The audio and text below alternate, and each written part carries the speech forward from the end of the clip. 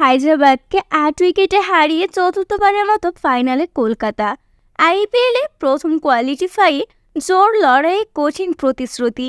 Sunrise Hyderabad টসে জিতে নেয় ব্যাটিংয়ের সিদ্ধান্ত।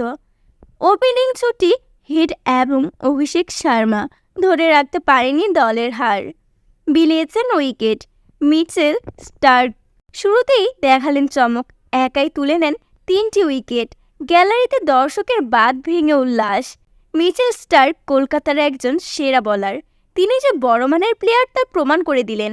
বোলিং তাণ্ডবে রীতিমতো উইকেট হারায় হায়দ্রাবাদ।